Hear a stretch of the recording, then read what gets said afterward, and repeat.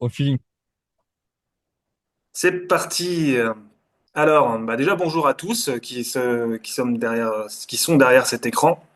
Aujourd'hui, on a Florian qui est avec nous et, Salut. euh, bonjour Florian et qui tient à faire un témoignage par rapport à son avancée dans l'accompagnement Mindfuck. Donc, ouais, je vais te poser que deux trois questions pour qu'on puisse un peu savoir ton parcours. Carrément. Donc, tu as un parcours un peu spécifique. Dis-nous, qu'est-ce qui t'a amené à venir à moi pour un accompagnement? Alors moi, ce qui m'a amené à venir à toi, c'était tout simplement la raison vraiment principale, c'était reprendre le contrôle sur mon excitation. Je me considérais pas éjaculateur précoce, mais je dirais que j'avais vraiment une mauvaise maîtrise de l'excitation et ça me bouffait dans mes rapports et dans ma vie de tous les jours. Parce que du coup, j'étais dans ce truc d'avoir l'impression d'arriver à bloquer l'éjaculation, mais ça me servait pas à grand-chose vu que toutes les 5 10 secondes, j'étais excité très rapidement. L'excitation montait assez vite, quoi.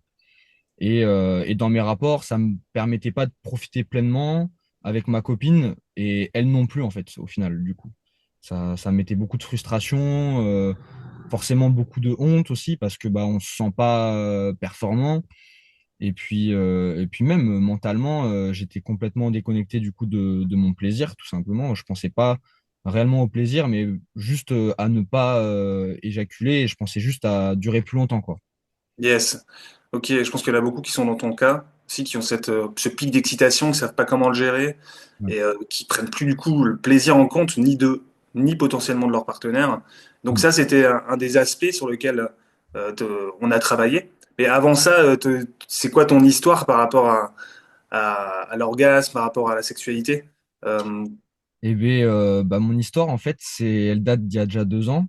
Donc, on va dire que ça a commencé par là. Je me suis intéressé je suis tombé sur une vidéo sur le tantra parce que c'était une période où j'avais beaucoup moins de libido dans ma vie et j'avais, on va dire, à ce moment-là, l'effet inverse, c'est-à-dire que j'avais du mal à éjaculer presque et ça me causait aussi des sentiments de honte parce que je voulais pas que ma copine le prenne mal, je voulais pas que voilà, ça crée une distance entre nous et puis je voulais pouvoir la désirer tout simplement.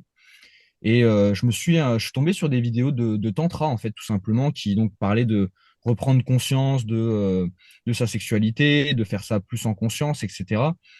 Et par la même occasion, je suis tombé sur des vidéos plus du style rétention séminale, NoFap, tout ce mouvement-là qui, on va dire, à première vue, invite à retrouver une connexion avec son énergie sexuelle. Mais justement, en fait, je vais en parler, mais ça m'a complètement déconnecté, au contraire, de ce que je ressentais. Et ça m'a plus plongé dans des peurs. C'est-à-dire que au départ, j'ai commencé à faire cette rétention séminale dans un but de avoir plus de plaisir avec ma partenaire, etc. Mais je suis rentré dans un chemin, on va dire, plus d'ego par rapport peut-être au contenu que je consommais aussi vis-à-vis de ça, ouais, la rétention séminale te rendra meilleur, la rétention séminale fera de toi un homme, la rétention séminale attirera plus de femmes. Enfin, tu vois, c'est ce mouvement-là qui a créé vraiment cet ego un peu surdimensionné par rapport à ça, au point que j'ai senti un mal-être par rapport au fait que je me sentais au-dessus des autres, en fait, presque, tu vois. hmm. Et je me sentais au-dessus des autres, mais en même temps, je me sentais honteux parce que du coup, ça a aussi en même temps eu un impact sur ma vie sexuelle. C'est-à-dire que cette rétention séminale m'a poussé à vouloir absolument avoir conscience de mon éjaculation et donc à devenir euh, trop focus sur l'éjaculation. Là où de base j'étais focus sur le plaisir, je suis devenu un obsédé par l'idée de ne pas éjaculer pour ne pas perdre cette énergie en fait.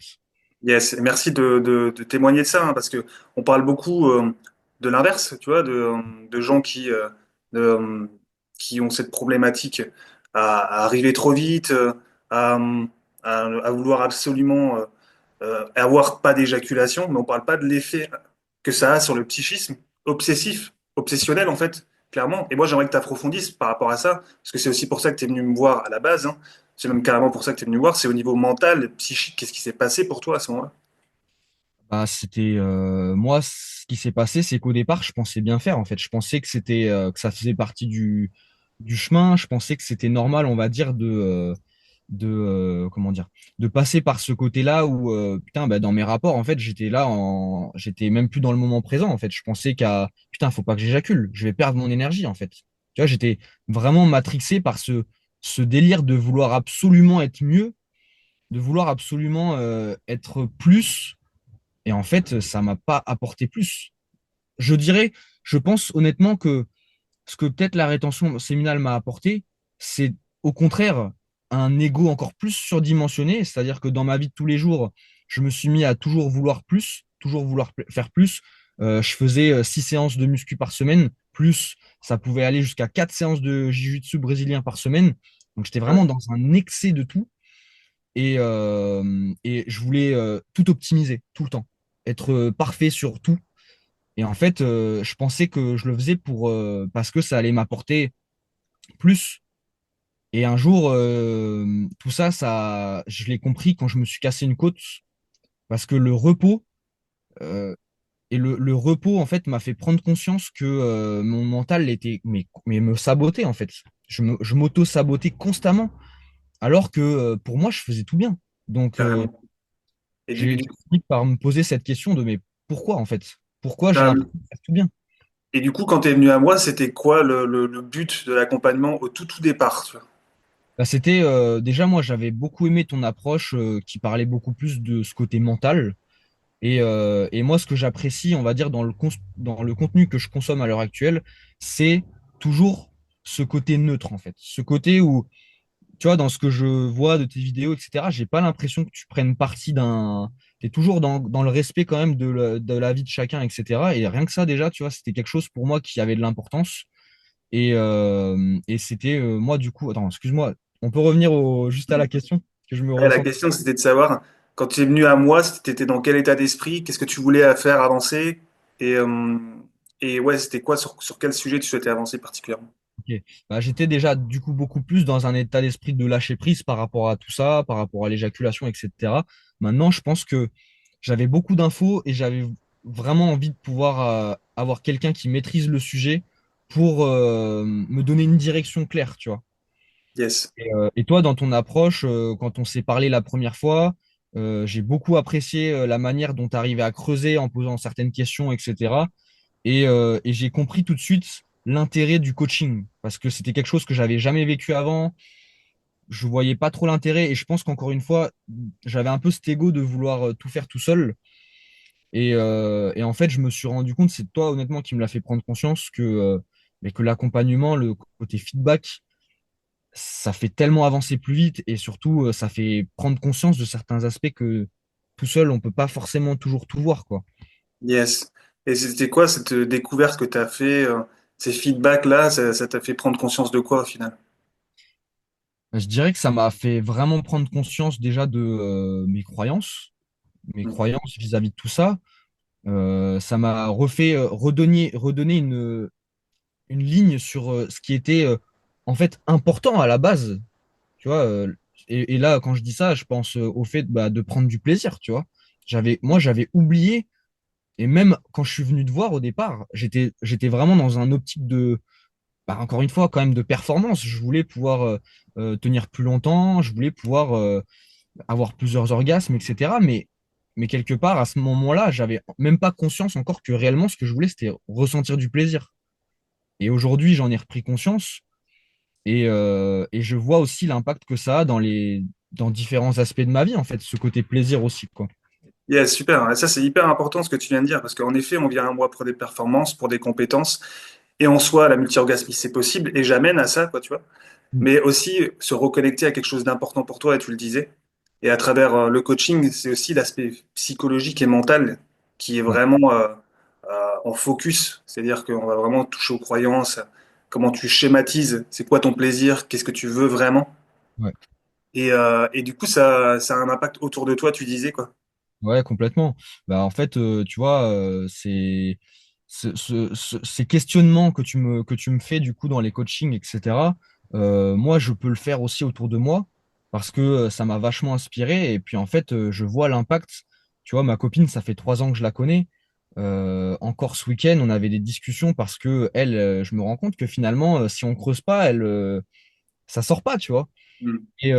Et je vois qu'au départ, c'est un peu inconfortable pour elle. Et puis au fur et à mesure, en fait, bah, j'apprends encore des choses sur elle. Et le plus important, c'est qu'elle-même apprend des choses sur elle, et ben, parce qu'on lui pose des questions.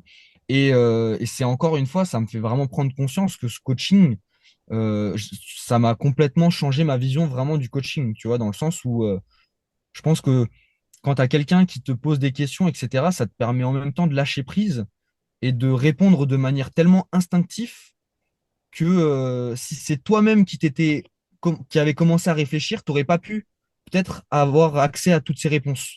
Ouais, super. Et c'est ça, en fait, le truc, c'est que quand nous-mêmes on réfléchit, on reste dans notre schéma mental. Donc, on est dans notre Exactement. propre prison, tu vois.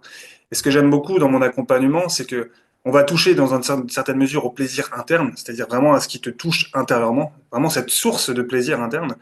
Mais quelque part, avec le questionnement, on va aussi te poser des questions à ce qui est vraiment ton intimité. On va lui poser des questions presque dont tu n'as pas conscience des réponses. C'est ton inconscient qui parle à ce moment-là, tu vois. C'est ça. Et c'est ça qui est le plus beau, c'est-à-dire que moi je suis persuadé qu'on a toutes et tous les réponses en nous déjà, Ouais. et, euh, et donc du coup c'est dans cet espace-là que je viens questionner ton intériorité, pour que tu puisses avoir tes propres réponses, ton Mm. propre schéma mental, t'apprendre à te découvrir, et tu peux le voir aussi avec ce que tu mets en pratique avec ta compagne, hein.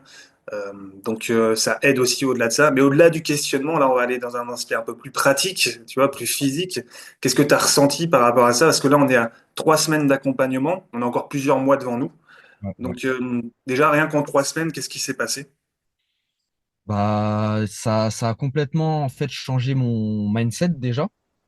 Et ce mindset finalement a apporté énormément de cause à effet sur le résultat, on va dire, sur le résultat que je voulais. Je pense que avant ce coaching, je pensais que c'était, tu vois, je pensais beaucoup à ce côté technique. Je Hmm. pensais qu'il fallait maîtriser des techniques, etc. Mais je me rends compte que avant de maîtriser des techniques, il y a vraiment énormément de l'aspect mental en fait. Et donc dans le côté plus pratique, ce que ça m'a vraiment apporté, c'est cette recherche du plaisir que je n'avais plus. Et comme c'est comme si quand je me suis remis à rechercher ce plaisir, mon corps savait ce qu'il avait à faire en fait. C'est comme si à ce moment-là, mon corps, je n'étais plus en train de le contrôler, j'étais plus dans une maîtrise, du coup, plus dans je le laisse faire ce qu'il a à faire, il sait ce qu'il a à faire, et moi, je veux juste prendre mon plaisir avec ma copine et partager ça avec elle. Et en fait, c'est en faisant ça que tout coule de source au final. Yes. Bah, c'est comme ça que je l'ai vécu. Et alors qu'avant, j'étais beaucoup plus dans le truc de vouloir contrôler absolument, de vouloir me brider presque, tu vois. Et puis en plus, plusieurs fois, quand j'avais des discussions avec ma copine, par exemple, elle ne comprenait pas. Elle me disait, mais je comprends pas cet aspect de vouloir ressentir moins de plaisir pour, en fait, finalement, elle avait déjà un petit peu ces questionnements-là. Et moi, j'étais dans ce truc de ouais, mais tu comprends pas. Enfin, si je ressens trop de plaisir, bah, je vais éjaculer, c'est pas bien, machin et tout. Et en fait, elle essayait de comprendre, mais je comprends pas. Le plaisir, c'est le but, non? Et elle avait Hmm. déjà ce truc de me le dire, mais avant ça, j'en avais pas conscience, on va dire. Et aujourd'hui, je le retrouve. Tu te souviens du travail qu'on a fait là, il y a encore quoi? C'était il y a une semaine. Au niveau mental, tu vois, de vraiment transformer le schéma, quoi, tu vois. Ouais. Transformer parce que en fait, comme j'utilise des techniques que des sportifs professionnels utilisent pour transformer leurs schémas mentaux, leurs habitudes, leur comportement interne, tu as pu voir la transformation de la semaine dernière à aujourd'hui par Ouais. rapport à ton rapport sexuel. Est-ce que tu peux en parler un petit peu de ça? Ouais, complètement. Bah, écoute, on avait fait l'exercice ensemble de voir, on va dire, qu'est-ce qui était problématique réellement. Et donc, moi, je pense que, en fait, la problématique, c'était comment mon rapport face à l'excitation qui monte. Hmm. On va dire, si je devais numéroter ça, je dirais que, voilà, à partir d'une excitation qui se rapproche de 7-8, l'envie d'éjaculer commence à fortement arriver. Et par rapport à cette envie d'éjaculer, c'était le moment où, dans ma tête, je me disais, ah putain, faut pas que j'éjacule, faut pas que machin. Et c'est là que tout se bloquait. Et bah, la plupart du temps, c'était là d'ailleurs que l'envie d'éjaculer devenait ultra forte. Et donc, notre travail mental, bah, ça a été à ce moment-là, modifier ce schéma et de plutôt venir se dire, mais attends, mais je vais éjaculer, donc je vais avoir du plaisir. Donc, tant mieux, en fait. Tant mieux que je vais ressentir ce plaisir. Et le fait de faire ce travail mental, de se visualiser, se visualiser, être dans ce cas où, au contraire, au lieu de l'appréhender, bah, c'est ce que tu recherches, en fait, ça m'a fait une encre. Ça m'a littéralement fait un ancrage où chaque fois que j'ai cette envie d'éjaculer qui revient, je suis en mode, ben attends, trop cool en fait. C'est ça le Hmm. truc, presque. Et donc, rien que ce petit changement très subtil dans la manière d'appréhender l'excitation qui monte, et ben ça m'a fait tenir presque autant de temps que je voulais, dans le sens où en fait, c'est comme si, comme je laissais enfin, le plaisir circuler librement, et ben le plaisir se focus pas dans une partie de mon corps. Et au contraire, j'avais cette sensation vraiment de waouh, bah là, il se propage partout et je peux pleinement le ressentir, quoi. Yes, super. Est-ce que tu t'imaginais honnêtement en arriver de là, au bout de 3 semaines d'accompagnement? J'imaginais pas parce que quand je suis venu te voir, j'étais vraiment dans un truc de putain, qu'est-ce qui va se passer? Alors bien sûr, j'avais vraiment espoir, tu vois, je voulais vraiment que ça marche parce que bah, je voulais payer quelque chose qui m'apporte quelque chose. Je voulais avoir un accompagnement qui m'apporte vraiment quelque chose. Et c'est le cas. J'en suis vraiment content aujourd'hui et j'ai hâte encore, tu sais, de voir la suite, etc. Mais c'est vrai qu'au début, non, je savais pas trop vers où ça allait me mener, tu vois. Yes. Je savais pas si, si j'allais être dans une optique si ça allait encore plus, au contraire, tu vois, me matrixer avec tout ça ou si j'allais réussir à progressivement l'améliorer. Voilà. Hmm. Ok, super. Si tu aurais des petites... si tu pourrais dire quelque chose aux gens qui se posent des questions à savoir s'ils veulent améliorer leur épanouissement sexuel, parce que toi, en fait, tu avais déjà peut-être une connaissance aussi au-delà de ça, et pour l'instant, on t'es pas encore arrivé à la multi-orgasmie, mais on a encore quelques mois ensemble, et on voit bien qu'avec la formation mentale que tu peux avoir, hein, de transformer ses habitudes, tu te rapproches petit à petit de ça. D'ailleurs, au niveau du plaisir, comment tu t'es senti par rapport à cet accompagnement dans ton rapport solo ou avec ta partenaire? T'en es où par rapport à la multi-orgasmie? Bah déjà, j'ai complètement changé mon rapport à la masturbation parce que pendant mon expérience de rétention séminale, bah, j'avais complètement détruit ma connexion avec moi-même. Je voyais plus ça comme bah, j'avais pas envie de me masturber parce que pour moi c'était mal, parce que alors que je l'ai fait toute ma vie, hein, alors que toute ma vie je l'ai fait, c'était pas un problème. Mais quand je me suis rentré dans ce truc de rétention séminale, j'ai créé ce problème dans ma tête de il faut pas se masturber parce que ça risque de me faire éjaculer et c'est pas bien, je vais perdre de l'énergie. Donc j'ai détruit complètement cette connexion. Et donc, le premier déjà effet que ça a eu sur moi, le coaching, et ça a été presque instantané, vu que après notre première séance, je me suis remasturbé consciemment et j'ai pu ressentir du plaisir à l'intérieur de moi, tu vois. Et ben, j'ai senti vraiment que ça avait reconnecté certaines parties de moi-même à l'intérieur, tu vois, et c'était super parce qu'en fait, je me suis rendu compte bah, que la masturbation, finalement, c'était aussi une belle manière de se connecter et de ressentir du plaisir tout seul, sans avoir besoin de quelque chose extérieur. Et en même temps que c'était moi qui adore ce côté de conscience sur les énergies internes, etc., bah, c'était une manière pour moi d'explorer ça en fait en illimité et de pouvoir jouer avec presque. Et tout simplement, je me suis redécouvert à faire ça et surtout, c'est devenu des moments que j'appréciais en fait, que je ne redoutais plus et que j'étais plus dans ce truc ah, faut que je le fasse pour tenir plus longtemps, faut que je m'entraîne, faut que.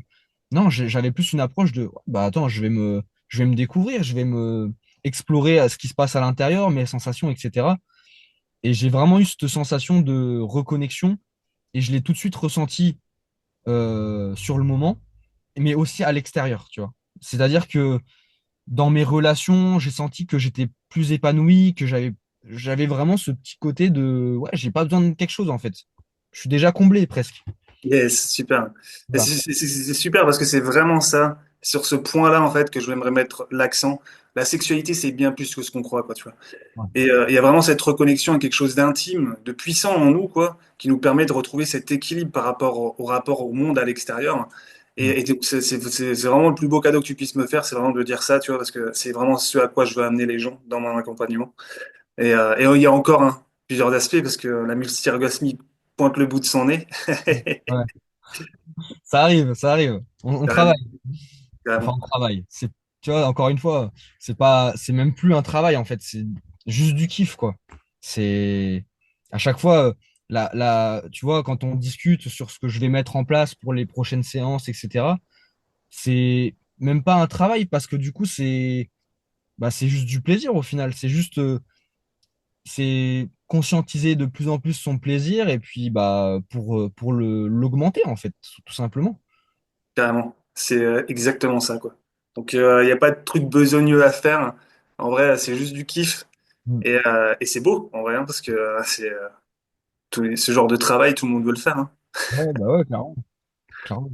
Si tu aurais envie de passer un message, voilà, aux personnes qui hésitent ou potentiellement se posent des questions par rapport à la sexualité, qu'ils aient ou non des problèmes d'éjaculation précoce, parce que toi, c'était ton cas aussi, tu arrivé assez rapidement au début. Là, maintenant, tu tiens, voilà, quoi, tu tiens comme tu veux. Euh, t'aurais envie de leur dire quoi? Ah, j'aurais envie de leur dire déjà de s'offrir ce temps. Que des fois, je pense que la sexualité est beaucoup chez les hommes, j'imagine, parce que j'ai que cette référence-là, parce qu'on est beaucoup dans l'ego, de vouloir performer, etc. Et que très souvent, c'est quelque chose qui nous fait se sentir seul un peu. Se sentir seul, à vouloir absolument régler le problème. Et en fait, moi, ce que j'ai envie de dire ici, c'est que d'avoir quelqu'un qui connaît le sujet, ça peut vraiment changer la donne. Et vous avez juste à vous laisser porter, quoi, en fait. Donc, finalement, tu te donnes ce temps pour quelqu'un qui te pose des questions, tu vois, qui est là, en fait, qui est là à 100% juste pour t'aider dans ta démarche, donc et qui surtout va s'adapter à ce que toi tu vis, parce que t'es pas du tout dans le truc de me dire fais ci, fais ça. Tu es vraiment dans le truc de rechercher ce qui, par rapport à moi, est le meilleur. Et c'est là que moi, je prends les décisions, en fait. En aucun cas, c'est toi qui as pris des décisions pour moi. C'est toujours, tu m'as toujours laissé le libre arbitre. Et donc, finalement, le coaching, c'est aussi une manière d'avoir quelqu'un qui aide pour creuser à l'intérieur de soi. Et c'est vraiment, ouais, je pense que c'est vraiment du temps on devrait tous s'offrir. Tu vois, depuis qu'on a pris ce coaching, enfin que j'ai pris ce coaching avec toi, ça m'a vraiment changé cet état d'esprit et je suis presque dans le truc mais en fait, tout le monde devrait avoir un psy pour discuter. Tout le monde devrait avoir quelqu'un comme ça qui t'accompagne dans ce que tu fais parce que c'est aussi quelqu'un qui te permet de voir les choses différemment et puis toi, tu restes neutre sur tous les sujets et puis surtout tu vois y a pas on prend des pincettes mais enfin c'est pas qu'on prend des pincettes, c'est que quand tu dois me dire les choses, tu vas me le dire. Et puis, en fait, c'est ce qui me permet, moi, d'ouvrir les yeux sur beaucoup de choses, en fait, aussi. Yes, cool, super. Voilà. Ben, merci, hein, merci beaucoup pour ce témoignage. Avec plaisir. C'est courageux d'être un homme qui parle de son intimité, qui parle de sexualité sur YouTube. Et c'est vraiment une voie que tu ouvres à d'autres personnes, en vrai, ce que tu fais. Comme, Ouais. parce que c'est important qu'on ouvre une voie pour les autres. Donc, merci encore. Et, Avec- euh, et pour tous ceux qui souhaitent aller plus loin, ben, je vous mets mon calendrier en bas dans la description pour prendre un appel avec moi. Et nous, on va passer à notre coaching. Allez, ça marche. Allez, à bientôt à tous. Ciao, ciao.